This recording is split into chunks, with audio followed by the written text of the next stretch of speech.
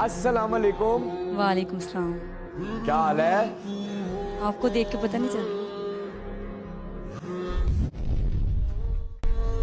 मैं आपके लिए एक शेर कहूँ। प्लीज प्लीज कहिए। निसाबे जिंदगी जिस पे लिखा है, किताबे दिल वो बस्ते में पड़ी है, वो ऐसे ढूंढे निकले हैं जैसे मोहब्बत जैसे रास्ते में पड़ी।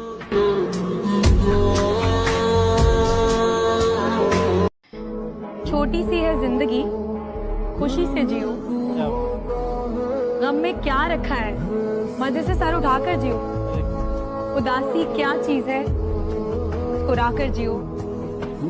अपने लिए ना, अपनों के लिए।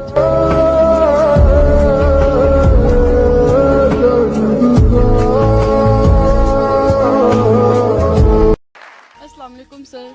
वालेकुम सलाम। क्या हाल है सर आपका? बिल्कुल ठीक, आप कैसी हैं? अल्हम्दुलिल्लाह बिल्कुल ठीक। आप इतने प्यारे क्यों हैं सर? क्यों? क्योंकि आप इतनी ज्यादा प्यारी है। आपके लिए एक शेर है कहे कहे। कि जदों नूर तू मेरी अखियां दा, तेरे तो यार किनारा हो सकता है। तू आप सियाना है, सोचता सही, तेरे बाद गुजारा हो सकता है।